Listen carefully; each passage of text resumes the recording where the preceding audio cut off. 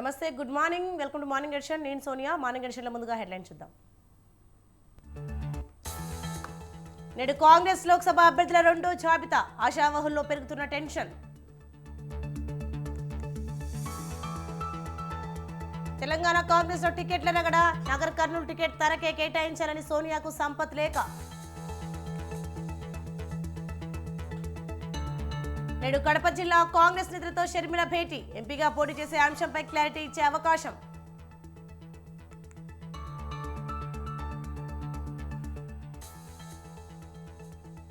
ప్రణీత్ రావు పిటిషన్పై తీర్పు రిజర్వ్, నేడు ప్రకటించిన హైకోర్టు.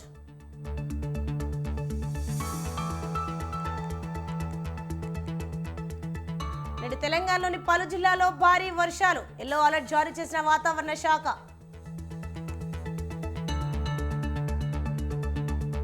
నేడు భూటాన్లో ప్రధాని మోదీ పర్యటన, ఇరు దేశాల మధ్య ద్వైపాక్షిక సంబంధాలపై చర్చ.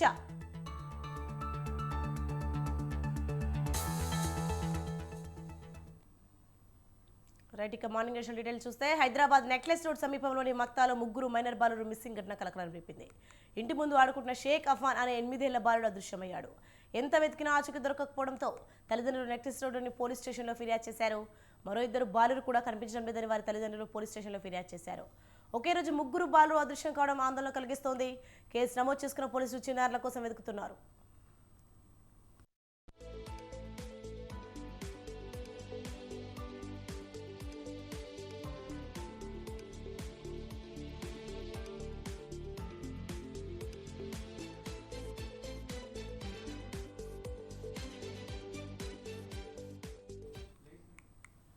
హైదరాబాద్ నెక్లెస్ రోడ్ సమీపంలోని మక్తాలో ముగ్గురు మైనర్ బాలురు మిస్సింగ్ ఘటన కలకలం రేపింది. ఇంటి ముందు ఆడుకుంటున్న షేక్ అఫాన్ అనే 8 ఏళ్ల బాలుడు అదృశ్యమయ్యాడు. ఎంత వెతికినా ఆచూకీ దొరకకపోవడంతో తల్లిదండ్రులు నెక్లెస్ రోడ్లోని పోలీస్ స్టేషన్లో ఫిర్యాదు చేశారు. మరో 2 బాలురు కూడా కనిపించడం లేదని వారి తల్లిదండ్రులు పోలీస్ స్టేషన్లో ఫిర్యాదు చేశారు. ఒకే రోజు ముగ్గురు బాలురు అదృశ్యం కావడం ఆందోళన కలిగిస్తోంది. కేసు నమోదు చేసుకున్న పోలీసులు చిన్నారుల కోసం వెతుకుతున్నారు. రైట్, ఇదే అంశంపై మరింత సమాచారం మా ప్రతినిధి ఉషా ఫోన్లలో అందిస్తారు. ఉషా, చెప్పండి, హైదరాబాద్ నెక్లెస్ రోడ్ సమీపంలోని మక్తాలో ముగ్గురు మైనర్ బాలురు మిస్సింగ్ ఘటన కలకలం రేపింది. దీనిపైన అప్డేట్స్ ఏంటి? హైదరాబాద్ నెక్లెస్ రోడ్ లో ముగ్గురు బాలురు మిస్సింగ్ ఘటన అయితే కలకలం రేపుతోంది. ప్రస్తుతం చూసుకున్నట్టయితే రంజాన్ మాసం వేళలో ఈ ఘటనకు సంబంధించి అక్కడ ఉన్నటువంటి ముస్లిం వర్గాలు కూడా పోలీస్ స్టేషన్ కి వెళ్లి కంప్లైంట్ ఇవ్వడం జరిగింది. ఇంటి ఆరు బయట ఆడుకున్నటువంటి ఒక బాలుడు, అలాగే మరో 2 బాలురు ఉదయం ఏదైతే నిన్న ఉదయం ఎంఎస్ ముక్తా నెక్లెస్ రోడ్ నుండి తప్పిపోయినట్టు మరో 2 బాలురు కూడా తల్లిదండ్రులు కూడా ఫిర్యాదు చేసినట్టుగా తెలుస్తోంది. నెక్లెస్ రోడ్ పోలీస్ స్టేషన్ లో ఫిర్యాదు చేశారు. ముగ్గురు బాలురు పేరెంట్స్ కూడా ఈ ఘటనకి సంబంధించి తీవ్రంగా అక్కడ ఉన్నటువంటి స్థానికుల్ని అందరినీ మొత్తం కూడా సోదాలు చేసిన తర్వాత బాలుల కోసము ఉదయం నుంచి సాయంత్రం వరకు సోదాలు చేసిన అనంతరం పోలీస్ స్టేషన్ కి కంప్లైంట్ ఇవ్వడం జరిగింది. షేక్ అఫాన్ అనే 8 ఏళ్ల బాలుడు మిస్ అయ్యాడు. అలాగే నెక్లెస్ రోడ్ పోలీస్ స్టేషన్ పరిధిలో ఉన్నటువంటి ఈ ముగ్గురు కూడా స్థానికంగా ఉన్నటువంటి నెక్లెస్ రోడ్ ముక్తాల్ పరిధిలో ఉన్నటువంటి ఈ ముగ్గురు పిల్లలు ఎవరైతే ఉన్నారో ఈ బాలురు ముగ్గురికి సంబంధించినటువంటి ఆచూకీ తెలిపిన వారికి కూడా అక్కడ ఉన్నటువంటి పేరెంట్స్ కావచ్చు, అలాగే అక్కడ ఉన్నటువంటి పోలీస్ సిబ్బంది కావచ్చు, మ్యాన్ పవర్ తో పాటు హ్యూమన్ ఇంటెలిజెన్స్ తో పాటు టెక్నికల్ ఎవిడెన్స్ లో భాగంగా సీసీ కెమెరా ఫుటేజెస్ ను కూడా ఇప్పటికే పోలీసులు క్షుణ్ణంగా పరిశీలిస్తున్నట్టుగా తెలుస్తుంది. ఓవరాల్ గా చూసుకున్నట్టయితే ఒకే రోజు ముగ్గురు బాలురు మిస్సింగ్ ఘటన, గతంలో చూసుకున్నట్టయితే మనం బాలికల్ని మిస్సింగ్ ఘటన చూసాము, మహిళల్ని కిడ్నాప్ చేసిన ఘటనలు కూడా చూసాము. బాలురు ఒకే రోజు ముగ్గురు బాలురు మిస్సింగ్ ఘటనకు సంబంధించి మాత్రం పూర్తి స్థాయిలో అయితే దర్యాప్తు చేస్తున్నారు. దీన్ని ఎవరైనా సమీప బంధువులు తీసుకెళ్లారా, లేకపోతే ఎవరైనా కిడ్నాప్ చేశారా అని పలు కోణాల్లో అయితే పోలీసులు అయితే సోదాల్లో భాగంగా అయితే దర్యాప్తు అయితే చేస్తున్నట్టుగా తెలుస్తోంది. Soni, thank you Usha.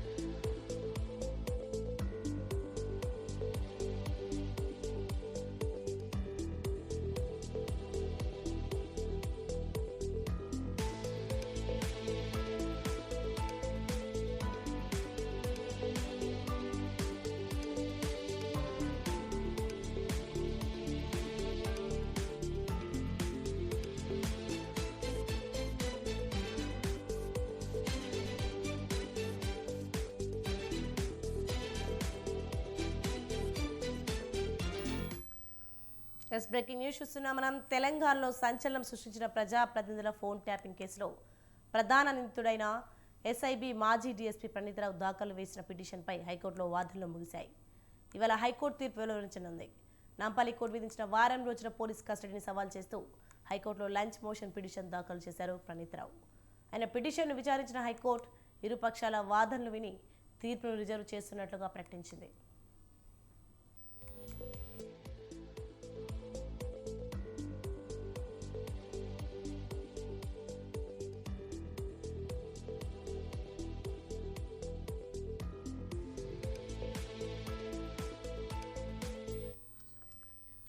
విచారణ సందర్భంగా ప్రణీత్ తరపు న్యాయవాది గండ్రమోహన్ వాస్తవాలను పరిగణలోకి తీసుకోకుండా కింది కోర్టు పోలీస్ కస్టడీకి ఇచ్చిందని వాదించారు.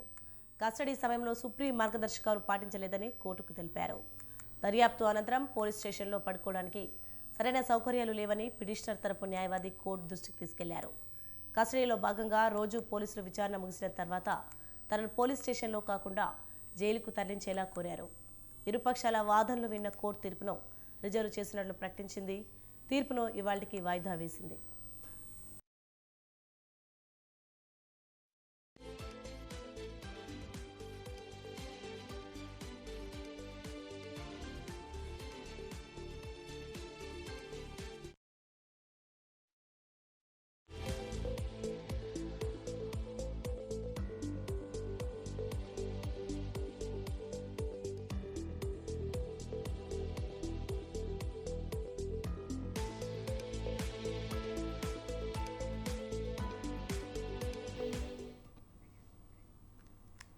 ఇంతకాలం సీనియారిటీ సర్వేలు సిన్సియారిటీ అని చెప్పిన హస్తం లోక్సభ ఎన్నికల వేళ రూట్ మార్చింది. కొత్తగా పార్టీలో చేరిన నేతలకు టికెట్లు కట్టబెడుతోంది. వలస నేతలకు ప్రాధాన్యత దక్కడం పట్ల ఇంతకాలం పార్టీకి సేవ చేసిన నేతలు అసంతృప్తి వ్యక్తం చేస్తున్నారు. హస్తం పెద్దలు పట్టించుకోవడం లేదనే ప్రచారం జరుగుతోంది.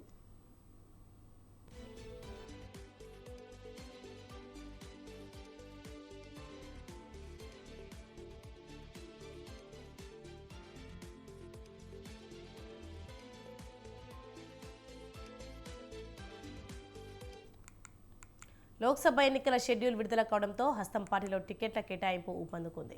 ఇప్పటికే మొదటి జాబితా విడుదల చేసిన అధిష్టానం మలి జాబితాపై కసరత్తు చేస్తోంది. ఢిల్లీలో అభ్యర్థుల ఎంపికపై వరుస భేటీలు నిర్వహిస్తున్నారు. ఇవాళ రేపో రెండో జాబితా విడుదల చేస్తారన్న చర్చ పార్టీ వర్గాల్లో జరుగుతోంది. ఇప్పటికే ప్రకటించిన తెలంగాణలోని 4 స్థానాలను పార్టీ నేతలకే కట్టబెట్టారు. మహబూబాబాద్ నుంచి కేంద్ర మాజీ మంత్రి బలరాం నాయక్, జహీరాబాద్ నుంచి మాజీ ఎంపీ సురేష్ షెట్కార్, మహబూబ్ నగర్ నుంచి వంశీ చంద్రెడ్డి, నల్గొండ నుంచి జానారెడ్డి తనేడు రఘువీర్కు టికెట్లు ప్రకటించింది.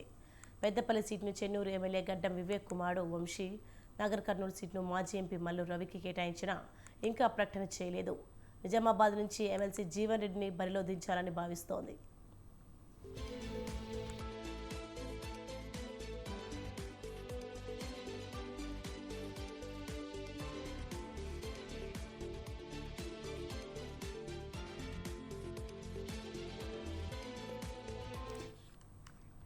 ఇక మిగిలిన స్థానాలకు సైతం అభ్యర్థులను ఖరారు చేసింది అధిష్టానం. కానీ ఇందులో ఎక్కువ స్థానాలను పక్క పార్టీ నుంచి వచ్చిన నేతలకు కేటాయిస్తోంది. సీనియారిటీ, లాయలిటీ అని గతంలో చెప్పిన అంశాలను పక్కన పెట్టి అన్ని రకాలుగా బీజేపీ, బీఆర్ఎస్ను ఎదుర్కొనే నేతలకే టికెట్ ఇవ్వాలని నిర్ణయించింది. అందులో భాగంగా సికింద్రాబాద్ సీట్ను బీఆర్ఎస్ ఎమ్మెల్యే దానం నాగేందర్కు, Chevella ticket BRS sitting MP Ranjith Reddy, Malkajgiri స్థానాన్ని బీఆర్ఎస్ నుంచి కాంగ్రెస్లో చేరిన పట్నం సునీతారెడ్డికి కేటాయించాలని హస్తం పార్టీ డిసైడ్ అయింది. ఇక వరంగల్ స్థానాన్ని సిట్టింగ్ బీఆర్ఎస్ ఎంపీ పసునూరి దయాకర్కు కేటాయించే అవకాశాలున్నాయి. భువనగిరి ఎంపీ స్థానం కోసం బీఆర్ఎస్ మాజీ ఎమ్మెల్యే పేరు పరిశీలనలో ఉంది.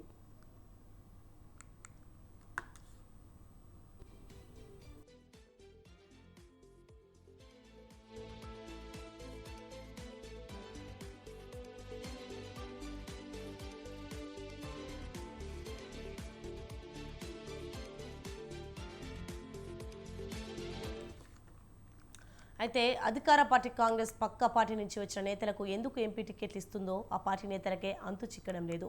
పార్టీ కష్టకాలంలో ఉన్నప్పుడు అసెంబ్లీ ఎన్నికల్లో పార్టీ విజయం కోసం టికెట్లు త్యాగం చేసి పనిచేసిన నేతలకు కాకుండా కొత్త వారికి ఎంపీలుగా అవకాశాలు ఇవ్వాల్సిన అవసరం ఏమిటని ప్రశ్నిస్తున్నారు.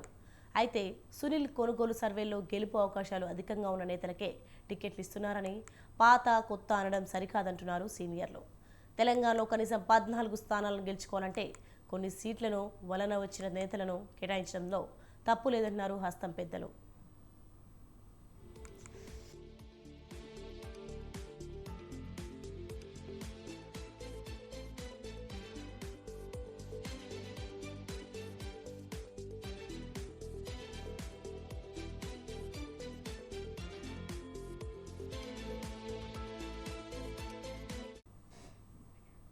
ఎన్నికలు సమీపిస్తున్న వేళ అభ్యర్థులపై వేట కొనసాగిస్తోంది హస్తం పార్టీ. గెలుపు గుర్రాలకి అధిక ప్రాధాన్యత ఇస్తున్న కాంగ్రెస్ తెలంగాణ అభ్యర్థుల ఖరారులో ఆచితూచి అడుగులు వేస్తోంది. సామాజిక ఆర్థిక స్థితిగతులు సర్వే నివేదికల ఆధారంగా క్యాండిడేట్స్ను బరిలో దింపాలని భావిస్తోంది. ఇప్పటికే 4 స్థానాలకు టికెట్లు ప్రకటించిన హస్తం పెద్దలు మిగిలిన స్థానాలపై కసరత్తు కొనసాగిస్తోంది. మిగిలిన స్థానాల్లో ఇప్పటికే కొంతమందికి టికెట్లు ఖరారు చేసింది. అందులో నాగర్ కర్నూలు టికెట్ మల్లు రవికి కేటాయించారని ప్రచారం జరుగుతోంది. దీంతో నాగర్ కర్నూలు లోక్సభ టికెట్ ఆశిస్తున్న ఆలంపూర్ మాజీ ఎమ్మెల్యే సంపత్ కుమార్ అగ్రనేత సోనియా గాంధీకి లేఖ రాశారు. తనకు నాగర్ కర్నూలు టికెట్ కేటాయించాలని కోరారు.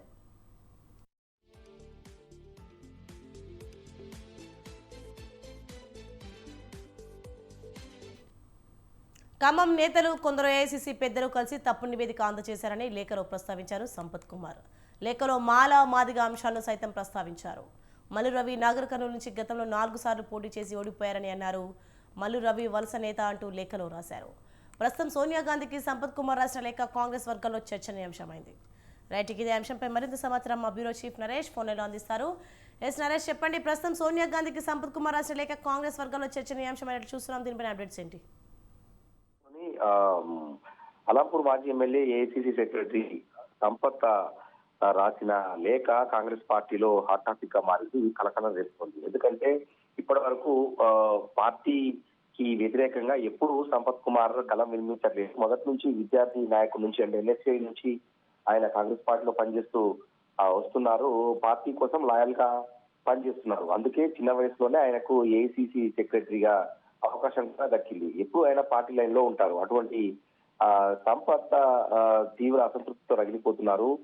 గత అసెంబ్లీ ఎన్నికల్లో ఆయన ఆలంపూర్ నుంచి పోటీ చేసి ఓటమి పాలయ్యారు. అయినప్పటికీ ఖచ్చితంగా నాగర్ కర్నూలు ఎంపీ టికెట్ తనకి దక్కుతుంది అని గత కొంతకాలంగా సంపత్ కుమార్ ప్రచారం చేసుకుంటూ వెళ్తున్నారు. కాన్ఫిడెంట్ గా ఉన్నారు, విశ్వాసంతో ఉన్నారు. అధిష్టానం తనకు టికెట్ కేటాయిస్తుంది, ఈ ఎన్నికల్లో గెలుపు తనదే అన్న ధీమాతో ఆయన గత కొంతకాలంగా ప్రచారం చేస్తూ వస్తున్నారు. నియోజకవర్గవాదిగా పర్యటిస్తున్నారు. కానీ అనూహ్యంగా అదే స్థానం కోసం మల్లు రవి పట్టుబడుతున్నారు. అసెంబ్లీ ఎన్నికల్లో సైతం మల్లు రవి పోటీ చేయలేదు. ఎందుకంటే నాగర్ కర్నూలు ఎంపీ స్థానాన్ని ఆశించిన మల్లు రవి కంపల్సరీ ఈసారి నాగర్ కర్నూలు నుంచి బరిలోకి నిలుస్తాను అని చెప్పి గతంలోనే ప్రకటించారు. అనుగుణంగానే ఆయన అసెంబ్లీ ఎన్నికల్లో పోటీ చేయలేదు. తాజాగా ఢిల్లీలో జరిగిన స్క్రీనింగ్ కమిటీ సమావేశంలో మల్లు రవి పేరునే కాంగ్రెస్ పెద్దలు క్లియర్ చేసినట్టుగా తెలుస్తోంది. అధికారికంగా నాగర్ కర్నూలు నుంచి మల్లు రవి పేరును ఏఐసిసి పెద్దలు ఇంకా అధికారికంగా ప్రకటించలేదు. కానీ మల్లు రవి మాత్రం తన సన్నిహితులకు చెప్పేస్తున్నారు, నాకు టికెట్ వచ్చేసింది, నేనే బరిలో ఉంటాను అని చెప్పి మల్లు రవి నిన్న తన అనుచరులతో ఆ వార్తను పంచుకున్నారు. ఈ నేపథ్యంలోనే ఢిల్లీ నుంచి నేరుగా గాంధీ భవన్ కు చేరుకున్న మల్లు రవికి ఆయన అనుచరులు ఘన స్వాగతం పలికారు. ఈ నేపథ్యంలో మల్లు రవికి టికెట్ ఖరారైనట్టుగా వార్తలు వస్తున్న నేపథ్యంలో సంపత్ తీవ్ర ఆగ్రహం వ్యక్తం చేస్తూ 2 పేజీల లేఖను సోనియా గాంధీకి నిన్న సంధించారు ఆలంపూర్ మాజీ ఎమ్మెల్యే సంపత్. పార్టీలో సిన్సియర్ కార్యకర్తగా పనిచేస్తున్న నాకు అన్యాయం జరిగింది.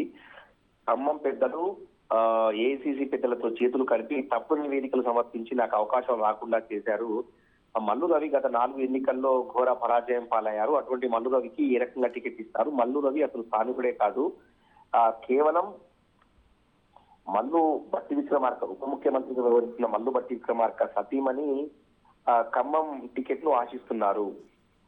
ఈ నేపథ్యంలో ఖమ్మం టికెట్ ను మల్లు బట్టి విక్రమార్క సతీమణికి ఇవ్వటం కుదరని నేపథ్యంలో మల్లు బట్టి విక్రమార్కను సంతృప్తిపరిచేందుకు మల్లు రవికి నాగర్ కర్నూలులో టికెట్ కేటాయించి నాకు గొంతు కూస్తున్నారు కాబట్టి ఖచ్చితంగా నాకు టికెట్ ఇవ్వాల్సిందే, మీ ఆలోచనను మీ నిర్ణయాన్ని పునః పరిశీలించుకొని మీ నిర్ణయాన్ని మార్చుకుని టికెట్ ఇవ్వాలి. ఎందుకంటే మాదిగ సామాజిక ఓటర్లు 3 లక్షల పైగా మాదిగ సామాజిక ఓటర్లు ఉన్నారు. నేను అంటే అలంపూర్ సంపత్ మాదిగ సామాజిక వర్గానికి చెందిన వ్యక్తి కాబట్టి నాకే టికెట్ ఇవ్వాలి అని చెప్పి అలంపూర్ సంపత్ డిమాండ్ చేశారు. మల్లునది మాల సామాజిక వర్గం కేవలం 30-40 వేల ఓట్లకు మించి లేవు కాబట్టి తెలంగాణలో బలంగా ఉన్న మాదిగ సామాజిక వర్గానికి చెందిన తనకి టికెట్ ఇవ్వాలి అని చెప్పి కూడా ఆలంపూర్ మాజీ ఎమ్మెల్యే సంపత్ అధిష్టాన పెద్దలకు లేఖ రాశారు. ఇంతకాలం తన సిన్సియర్ గా పార్టీ లైన్ లోనే ఉన్న సంపత్ ఒక్కసారిగా సోనియా గాంధీకి అగ్రనాయకత్వానికి లేఖ రాయటం మాత్రం నిజంగా కాంగ్రెస్ పార్టీలో పెను సంచలనంగా మారింది. Right, thank you Naresh.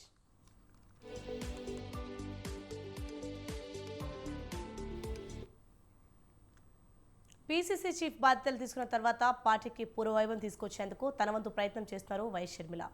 సార్వత్రిక ఎన్నికల్లో షర్మిల ఎక్కడి నుంచి పోటీ చేస్తారనేది ఉత్కంఠ రేపుతోంది. రానున్న లోక్సభ ఎన్నికల్లో కడప పార్లమెంట్ నియోజకవర్గం నుంచి AP PCC chief YS Sharmila బరిలోకి దిగే అవకాశం ఉందని తెలుస్తోంది. ఇవాళ కడప జిల్లాలోని కాంగ్రెస్ పార్టీ ముఖ్య నేతలతో షర్మిల కీలక సమావేశం నిర్వహించనున్నారు. కడప పార్లమెంట్ స్థానం నుంచి పోటీ చేసే అంశంపై జిల్లా కాంగ్రెస్ నేతలకు వైఎస్ షర్మిల క్లారిటీ ఇచ్చే అవకాశం ఉందని సమాచారం.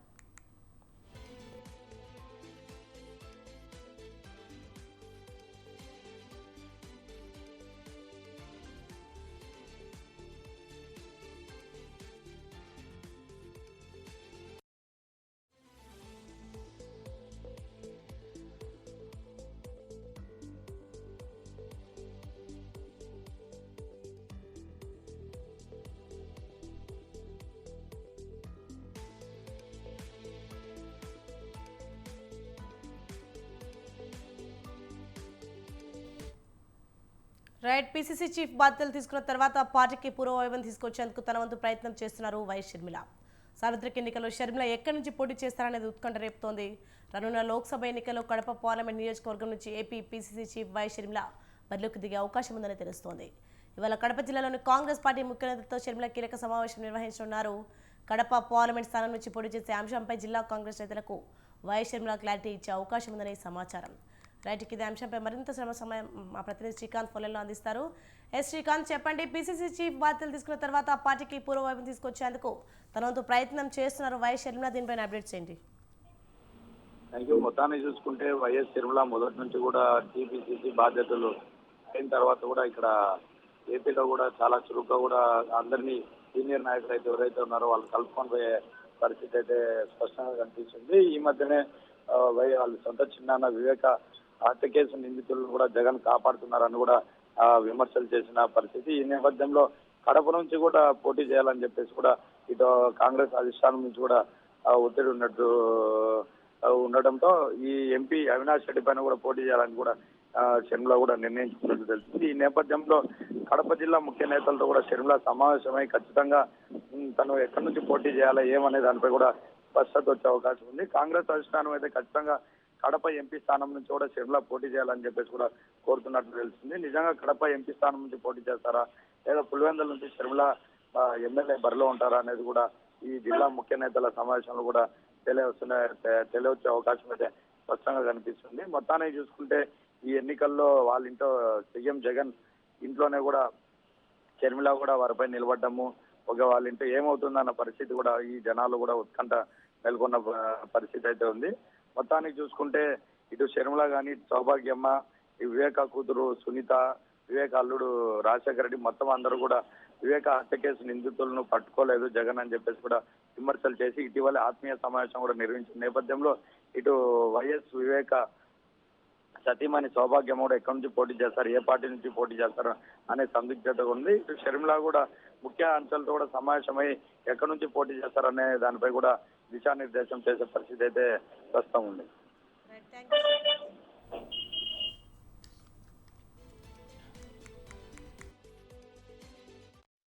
తెలంగాణలో నేషనల్ డ్యామ్ సేఫ్టీ అథారిటీ బృందం 2 రోజులు పర్యటిస్తోంది.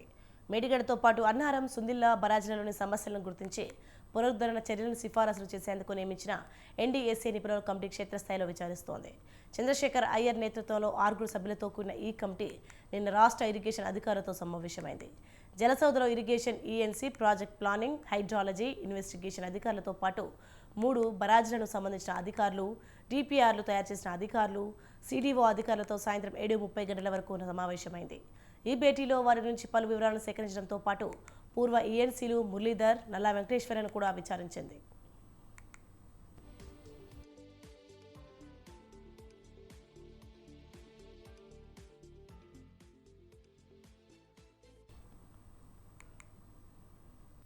ఎస్ ఇవి morning edition updates. For more updates keep watching Swatantra news.